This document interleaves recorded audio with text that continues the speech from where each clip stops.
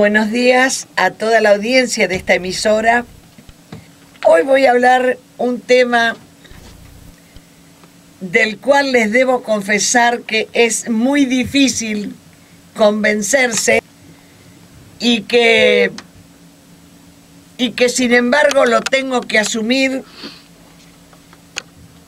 como sierva de Dios por amor a su palabra y como que me toca incursionar una hondura en un tema que realmente nunca me tocó conocerlo a Dios en ese tema, sino que yo lo conozco tan distinto que cuando yo me creí que Él realmente me tenía abandonada, una vez en la vida me pasó, y que Él no me miraba más, me encontré con una gran sorpresa de Él presenciar donde yo estaba y darme un recibo de amor tan grande que me cuesta mucho hoy hablar de la ira de Él. Esto es, se los confieso, algo sinceramente que me pasa, pero vamos a hablar de su ira. El mensaje se titula así: el día de la ira de Dios. Tenemos la responsabilidad de darlo para aquellos que no saben que va a haber un día de la ira, y muchas veces se dice el día del juicio, pero no es el día del juicio, es el día de la ira, que es distinto al día del juicio. Voy a comenzar a leer Jeremías, el capítulo 52, desde el versículo 12 hasta el versículo 16. Y en el mes quinto, a los 10 días del mes, que era el año 19 del reinado de Nabucodonosor, rey de Babilonia, vino a Jerusalén Nabuzaradán, capitán de la guardia, que solía estar delante del rey de Babilonia, y quemó la casa de Jehová y la casa del rey y toda la casa de Jerusalén, y destruyó con fuego todo edificio grande. Y todo el ejército de los caldeos que venía con el capitán de la guardia destruyó todos los muros en derredor de Jerusalén, e hizo transportar Nabuzaradán, capitán de la guardia, a los pobres del pueblo y a toda la otra gente del pueblo que había quedado en la ciudad, a los desertores que se habían pasado al rey de Babilonia y a todo el resto de la multitud del pueblo. Más de los pobres del país dejó Nabuzaradán, capitán de la guardia, para que sean viñadores y labradores. Bueno, a los pobres no había mucho para robarle, así que a ellos no los tocó. Vino este rey de Babilonia funcionando con la ira de Dios, con el pueblo de Israel y de Judá, que tanto había costado armar esa nación.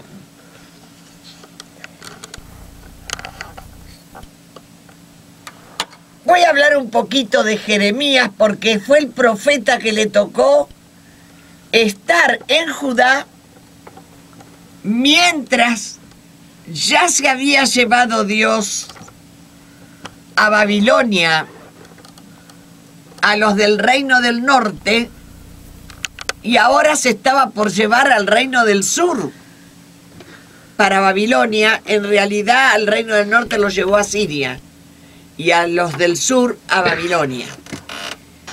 Y antes se vino Nabucodonosor a destruir toda esta ciudad. Jeremías era el profeta que estaba ayudando a esos reyes que no creían en nada y queriéndolos poner en orden, y no lo lograba y no lo logró. Entonces, allí Dios deja ver su ira y baja su ira contra este pueblo. Como yo voy a hablar del día de la ira, que no fue el de Babilonia fue una de las iras, pero viene el día terrible de la ira de Dios, de la cual todo creyente y no creyente, por ser un ciudadano de esta tierra, tiene que estar conociendo el tema para que pueda tomar una decisión para ver qué va a hacer con su vida. Jeremías, como hombre de Dios, tenía en su mensaje mucha elocuencia divina, elocuencia de Dios, y conceptos también formados dentro suyo sobre lo que era la maldad y sobre lo que era el pecado. Aunque él era de la provincia de Judá y el reino de Judá, tenía una impresión muy grande de lo que había pasado con la provincia de Israel, o reino del norte. Dios había hecho un despliegue de su ira que Jeremías, como profeta, le tocó funcionar al conjuro de esa ira. Cuando Dios llama a Jeremías, le dice así, Jeremías capítulo 1 del 5 al 10. Te conocí, te santifiqué, Jeremías. He puesto mis palabras en tu boca y te he puesto para arrancar y para destruir y para arruinar y para derribar y para edificar y para plantar. Para este sufriente profeta, porque eso fue Jeremías, uno de los más sufrientes profetas. Para este sufriente profeta, la fuente de toda maldad, él estaba seguro que era así, está en el corazón del hombre.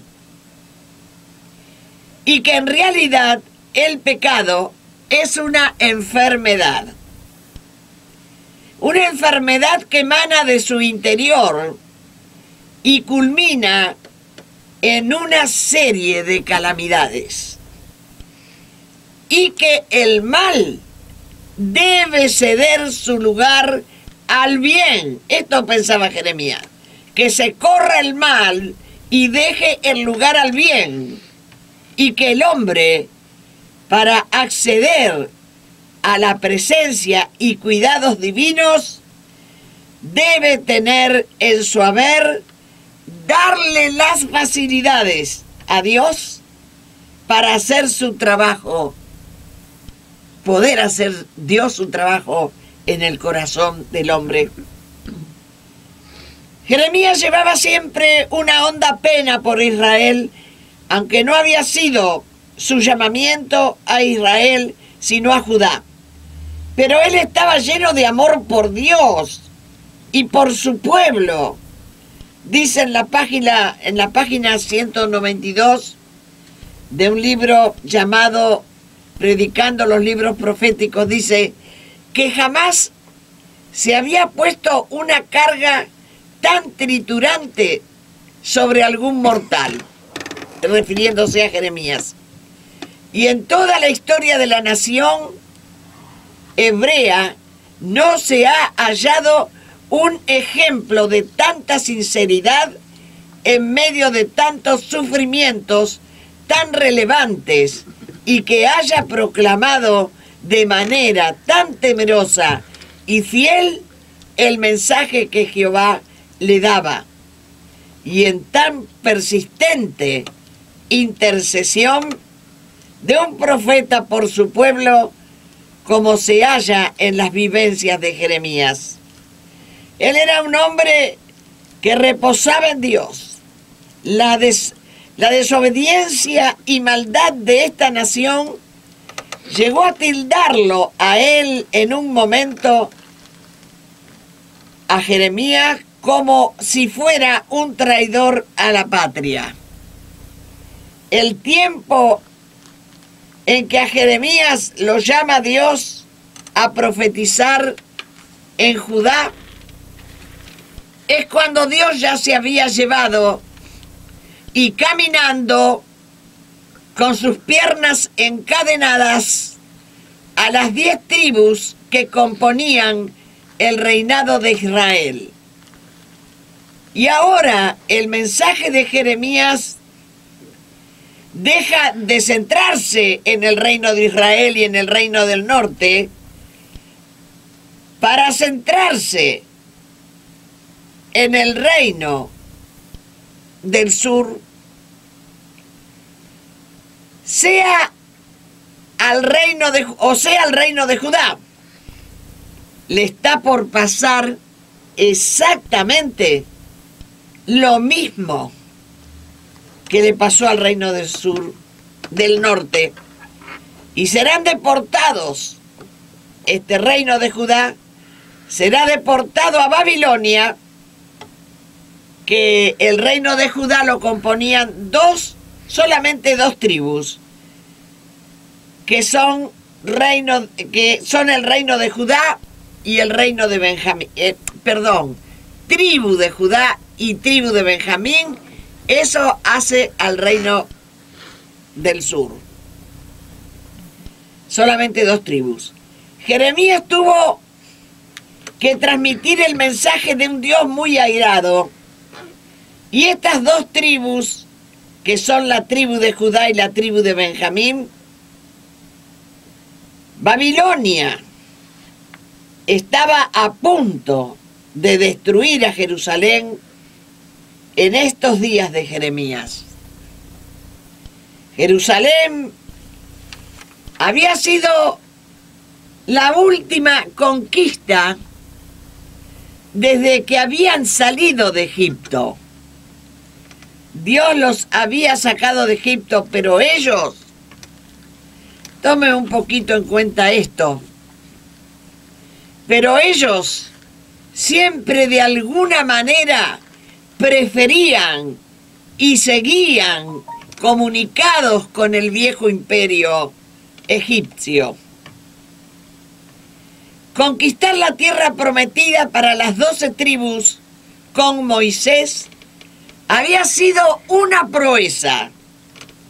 Y para Dios que este pueblo llegara fue el cumplimiento de su voluntad, aunque no era reconocida por ellos, no era reconocida por el pueblo, haciendo sentir siempre su disgusto en muchas oportunidades a Dios, porque los había sacado de Egipto. Dios también manifiesta el suyo. Dios también le manifiesta su disgusto y se arrepintió en varias instancias. Por ejemplo, Génesis 6 del 6 al 7, Amós 7:3, Amós 7:6, Jeremías 18:10. Los arrepentimientos de Dios a través de la historia con esos dos reinados, con ese pueblo, son todo un tema que hoy no lo vamos a desarrollar. Después de haber gozado el pueblo de la tierra prometida y todo lo que en ella había, más un Jehová de los ejércitos defendiéndolos cada vez que fueron amenazados de guerra. Y ahora,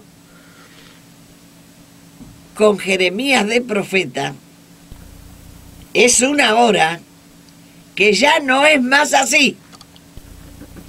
y pone en la boca del profeta el tema del destierro para ellos también. Y el abandono de las tierras que antes les había dado,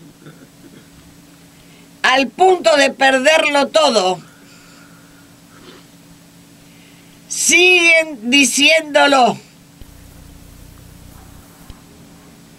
Su disconformidad siempre. Y Jeremías predicó a oídos de un pueblo sordo. Jehová reclama a este pueblo pecaminoso el hecho de haberse descarriado en la búsqueda de otros dioses, quebrantando el corazón de Dios. Miren cómo dice la palabra. Dios quebranta su corazón, tómelo en cuenta. Quebrantando el corazón de Dios. Y Dios entonces los desafía. Y fíjense a qué los desafía.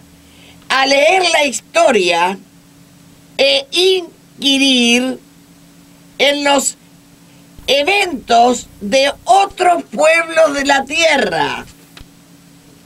Los invita a que hagan un viaje entre sus vecinos para que conozcan si ha habido entre ellos una cosa semejante a la mala conducta de Israel. La sorpresa para los que van a averiguar es que ninguna de las naciones vecinas habían roto convenio alguno con sus dioses, ni dejado de cumplir sus votos a sus dioses. En cambio, Israel era culpable de una vergonzosa infidelidad. Israel había fracasado.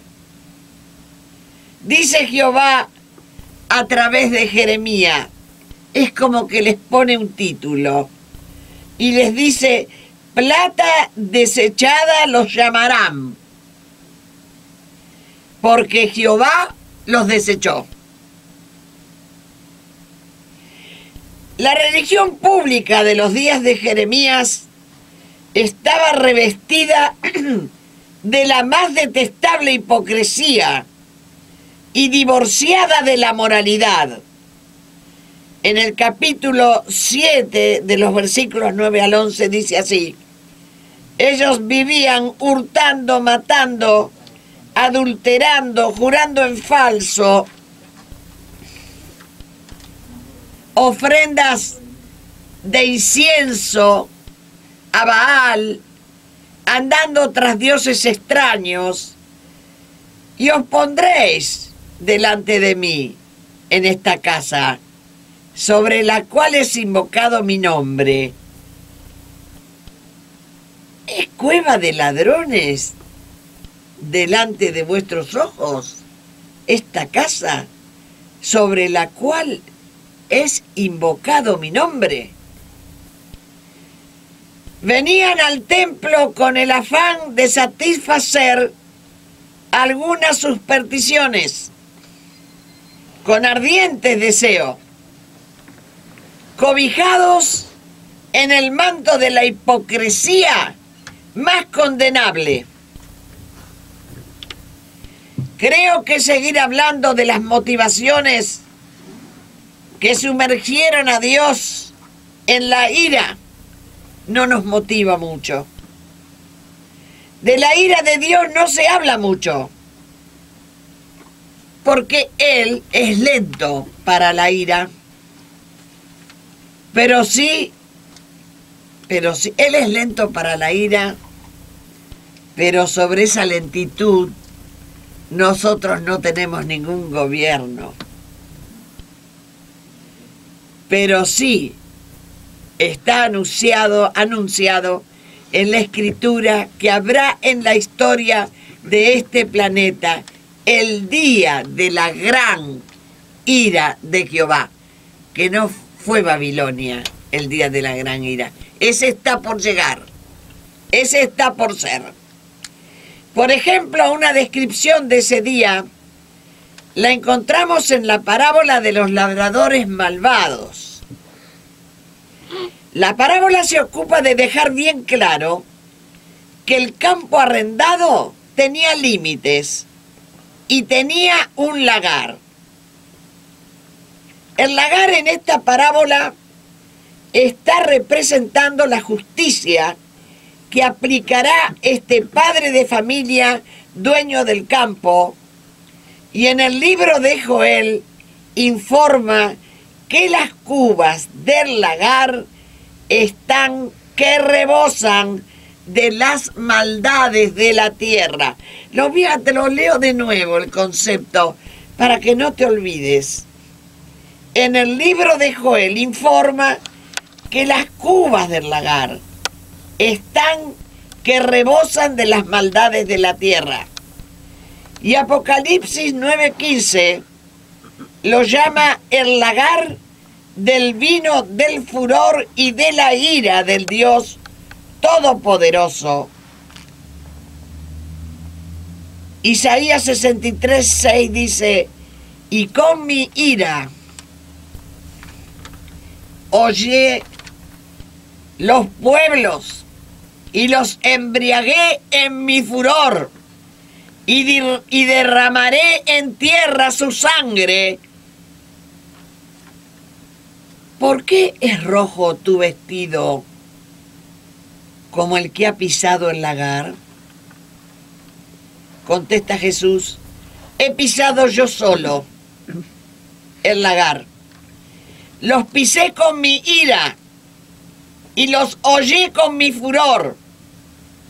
Y su sangre salpicó mis vestidos y manché todas mis ropas, porque el día de la venganza está en mi corazón y el año de mis redimidos ha llegado. Para Isaías, profeta Isaías, el mismo día encierra dos grandes motivaciones. Para Dios, unas son venganzas con ira, furor y sangre, por causa de sus siervos, los profetas, por todos los crímenes cometidos contra ellos. Aún la muerte misma del Señor, más la de todos los mártires de los primeros siglos. Apocalipsis 16, del 6 al 7, 14, 19, 20. Para Isaías, ese día terrible va aparejado otro tema. Y el otro tema es que también ese día o ese año, dice, es el de sus redimidos. Es el tiempo donde los redimidos de Jesús,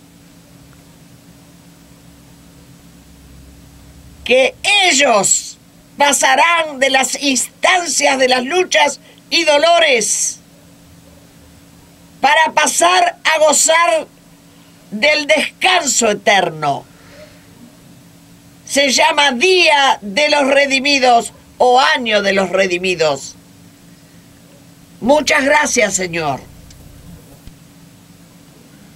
Cuando el Señor habla del juicio a las naciones, es el día que nos está comunicando pura estrategia de salvación para que no nos tome desprevenidos el día del lagar, porque ese día se describe en la Biblia como día de venganza y oscuridad, ira y furor. Hermanos queridos, tratemos de remontar estos días de tiempo que tenemos antes que tengamos que afrontarlos. Es un día que lo podés llamar día tuyo o día mío, podés llamarlo, que para vos puede llamarse o de los redimidos o los de la ira de Dios, volcada dentro del lagar para ser hollado o pisado. ¿Qué podemos decir? No se deja ver en la Biblia alguna otra oportunidad. Todo dice que este será un día terminante. Son lecturas en la Biblia donde todo lo que se manifieste está sentenciado por una hoz.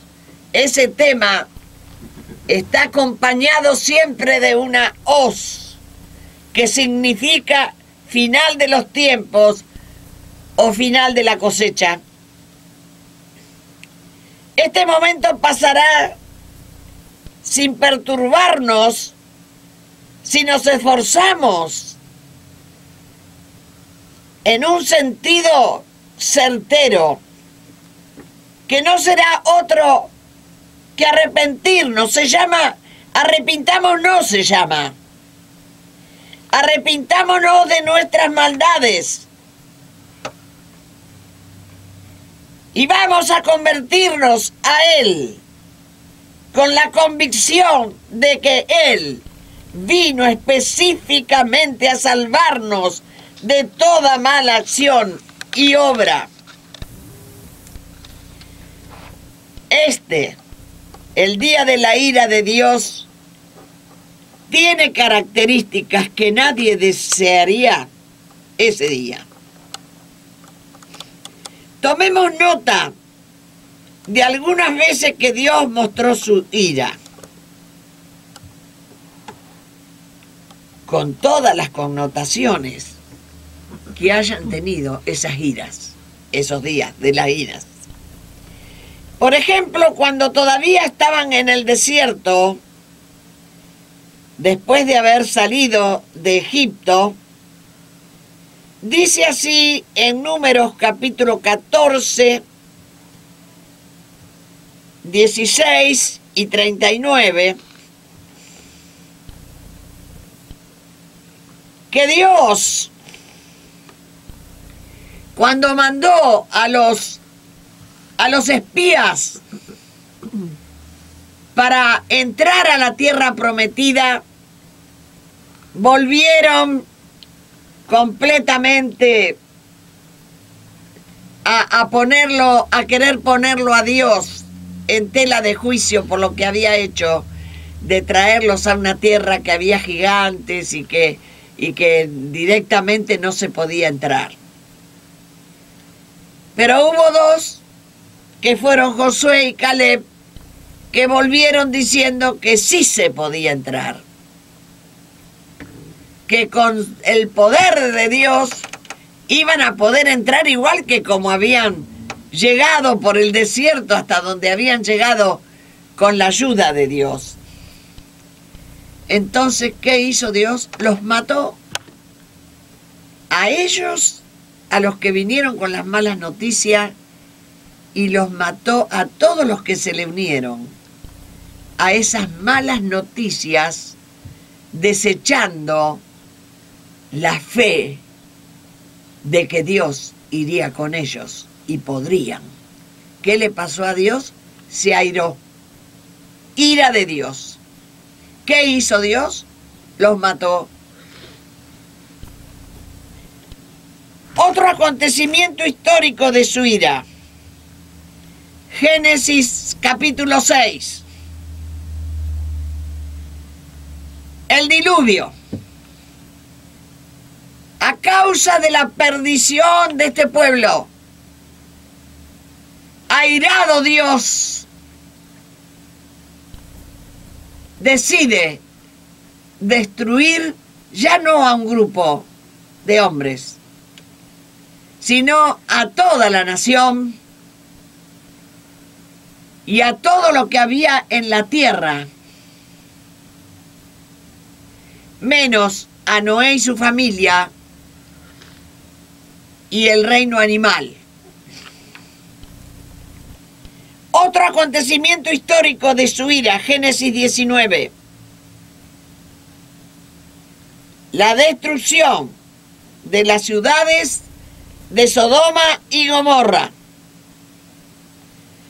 Sus iras no se producen por un descontrol de él.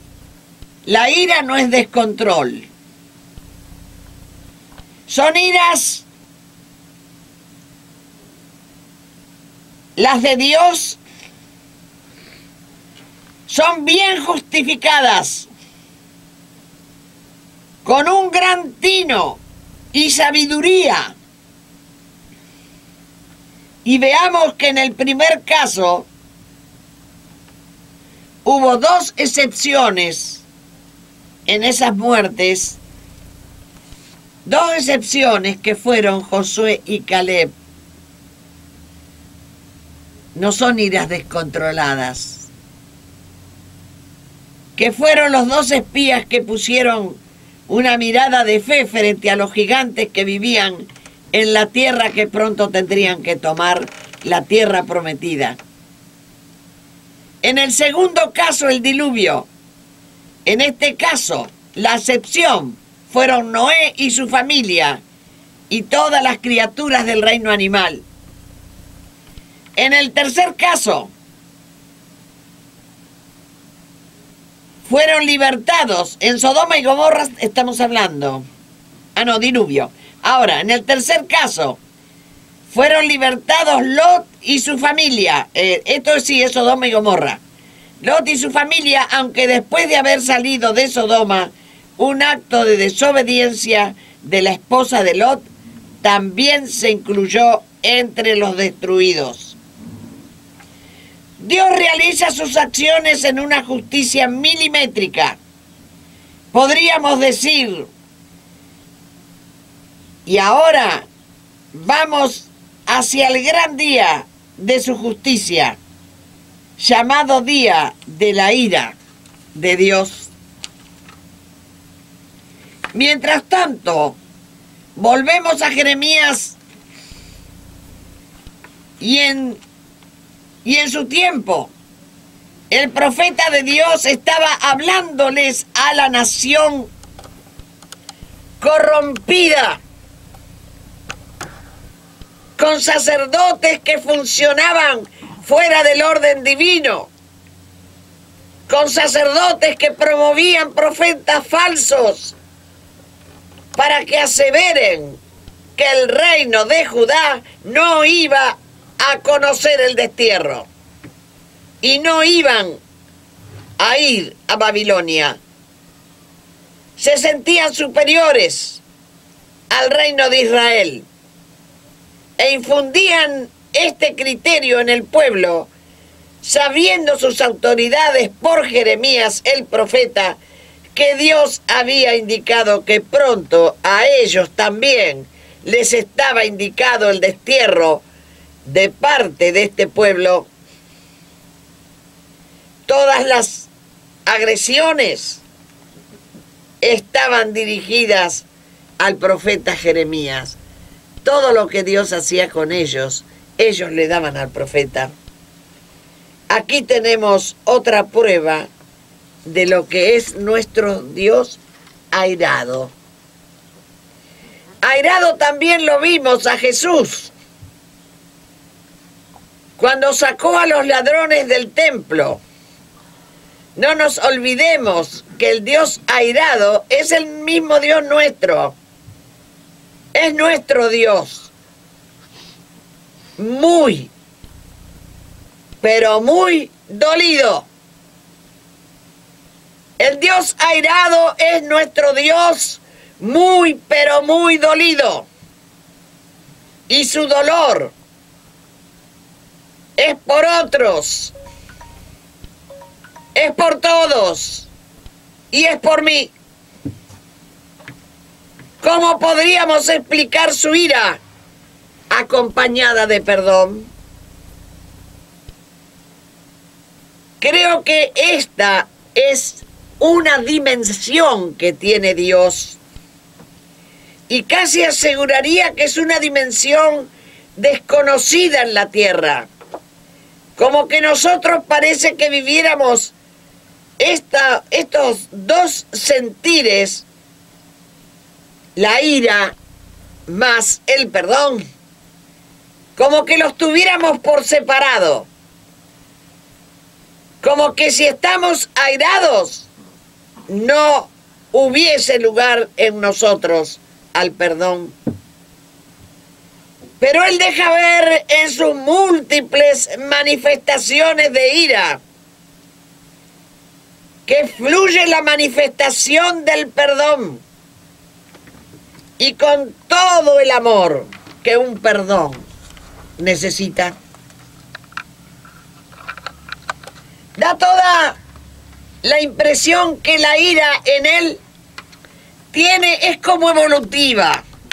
Tiene una evolución natural donde la misma ira concluyera en el perdón.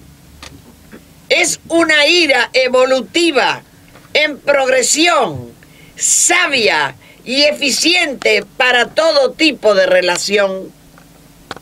No así somos nosotros, que para airarnos tenemos un estado tal que si vamos a perdonar, necesariamente debemos pasar a otro estado, como que llenos de ira nunca podríamos perdonar, tendríamos que esperar a que se nos pase primero, a que se nos pase la ira, y después vemos si podemos perdonar. Él, en cuanto al mal, nos enseña en que a la maldad hay que dejarla manifestar en toda su intención, debido al punto que se quiera manifestar.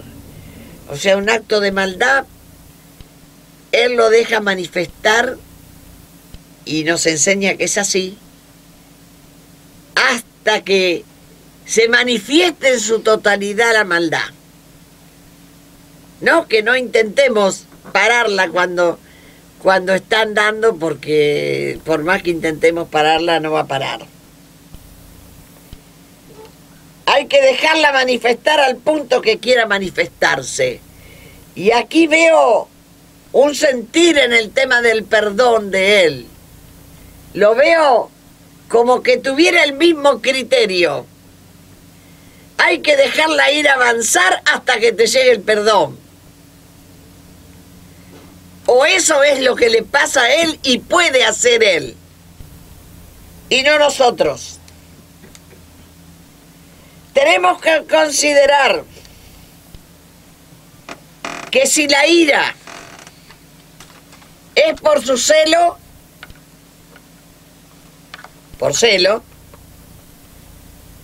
también entendemos que su celo es por amor.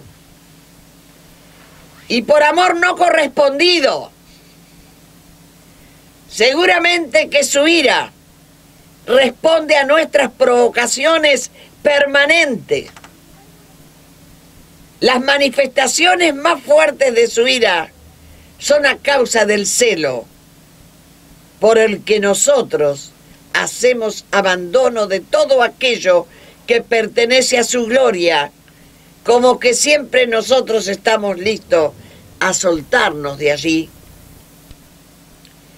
Siempre el tema es cuando nosotros vamos en busca de deidades ajenas a él. Si su esencia no fuera amor, nunca podría perdonarnos como nos perdona.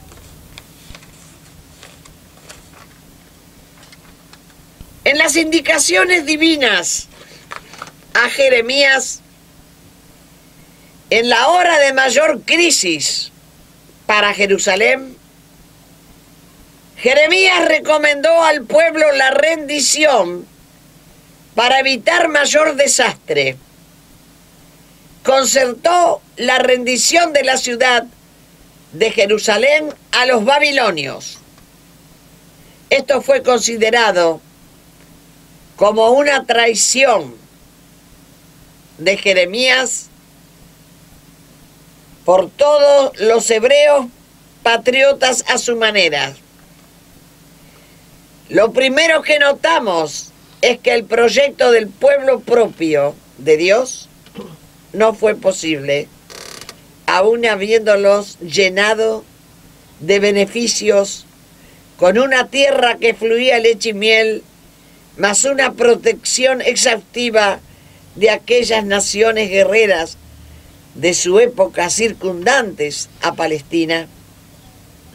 Y ahora este pueblo, al que le hablaba Jeremías por sus obstinaciones, llegan a perder todo eso que una nación fue un gran favor, más que una nación, fue un gran favor de Dios hacia ellos. Ahora listos a perderlo todo. Nación y todo lo que en ella había y todo lo que cada uno poseía. Y así es como Dios en su ira les quita cuanto les había dado y establece para ellos el destierro y los lleva cautivos a Babilonia. La ira de Dios se manifiesta en su justeza única. Y cuánto dolor el de Dios por causa de nuestras falencias y transgresiones permanentemente. Nosotros sabemos por la Biblia cuánto dolor, pero eso no para su mano. Su mano no escatima en accionarla hacia las instancias que corresponda según su amor, pero también según su justicia. Entendemos por las Escrituras en su sagrado contenido que nos vamos aproximando a ese día de su ira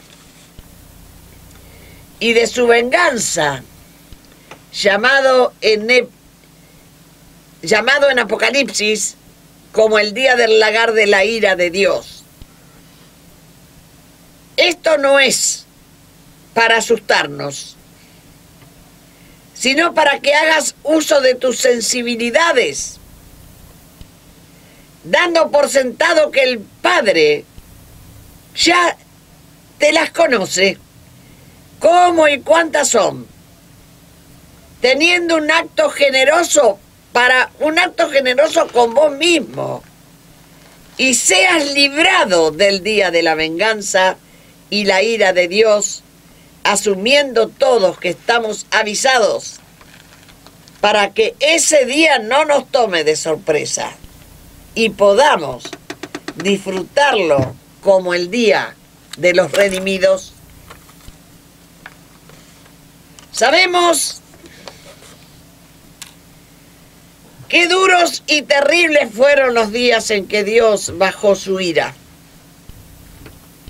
y las terribles consecuencias que la misma raza humana provocó, y sin arrepentimientos que hayan tenido de parte del pueblo, de los falsos profetas, después de muchas e innumerables advertencias de parte de Dios y el profeta Jeremías.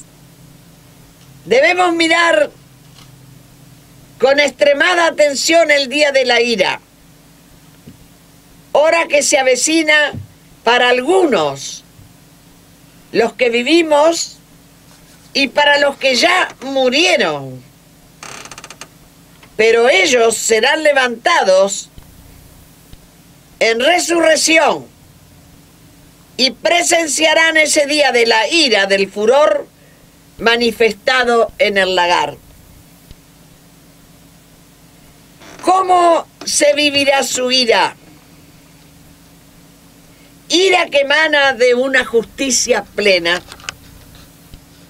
Dice Isaías 2:10, dice: metete en la roca y escondete en el polvo del terror del Señor, y del terror del Señor y del esplendor de su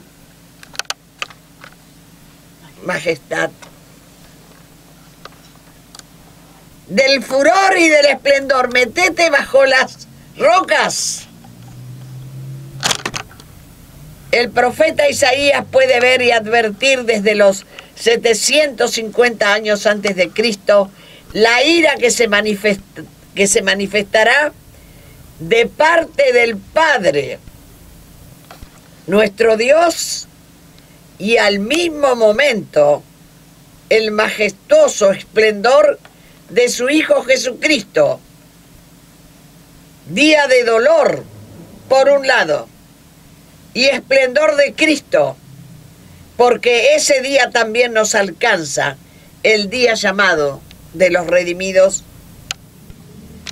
También David en Revelaciones, 1085 años antes de Cristo, casi 3000 años de la hora que va a estar este cumplimiento, vio la ira de Jesús en el día del lagar. Y dice David en el Salmo 2:12, honrad al Hijo para que no se enoje y perezcáis en el camino, pues inflama de pronto su ira. De las palabras de David es notorio lo que puede ver a tantos años.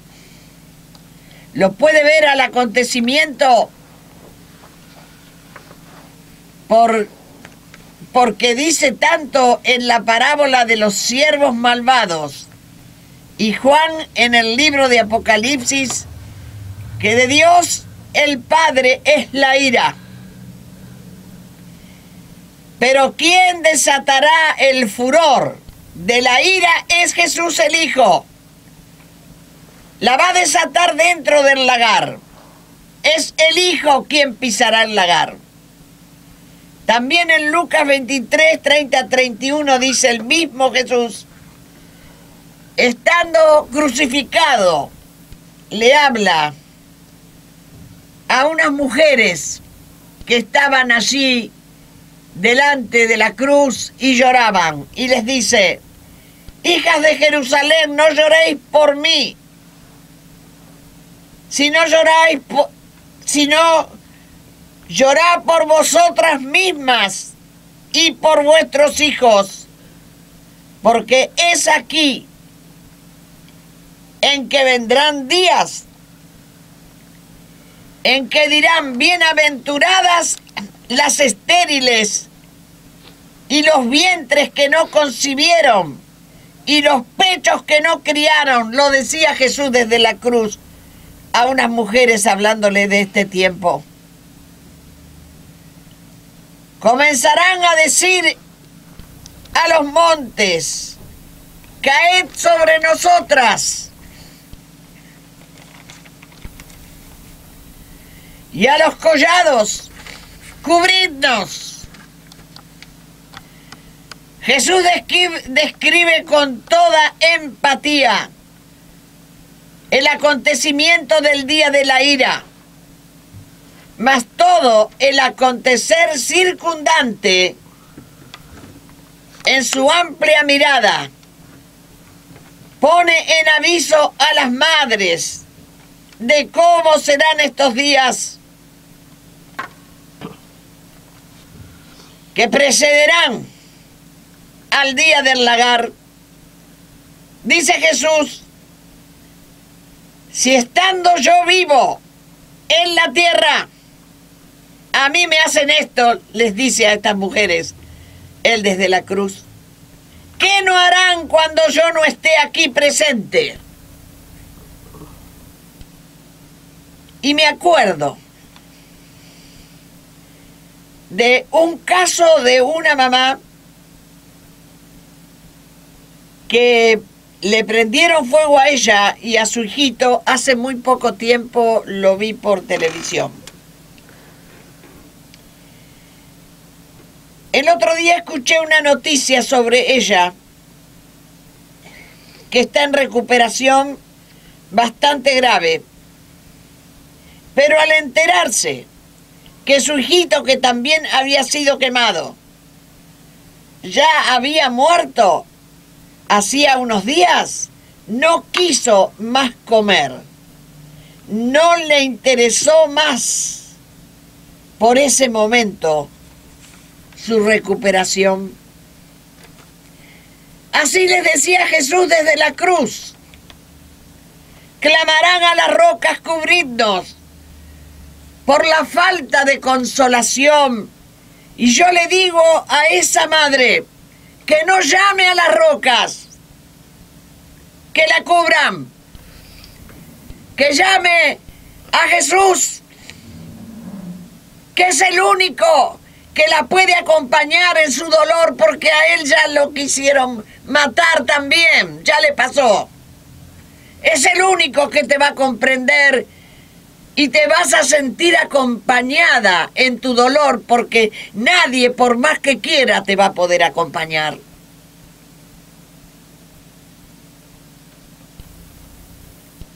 También Juan, el apóstol de Jesús, dice en Apocalipsis 6:16: los reyes de la tierra y los grandes, los ricos, los capitanes, los poderosos, todo siervo y todo libre, se escondieron en las cuevas y entre las peñas de los montes, y decían a los montes y a las peñas: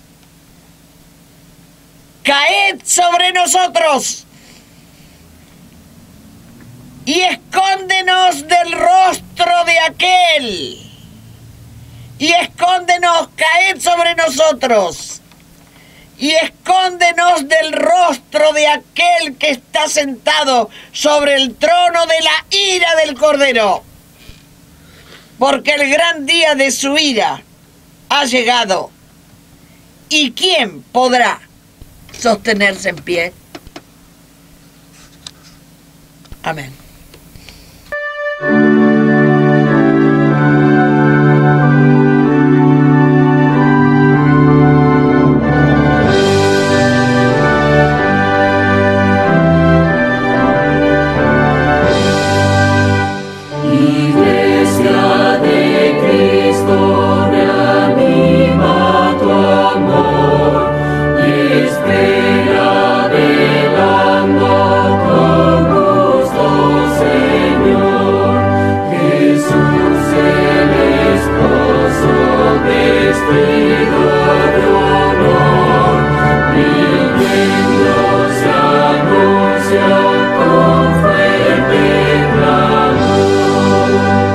Si falta en algunos el santo fervor, la fe sea en todos el despertador. Velad, compañeros, velad sin temor, que está con nosotros el Consolador. Quien sigue la senda del vil pecador, se entrega en los brazos de un sueño traidor. Mas para los siervos del buen Salvador, velad esperando el sol de lo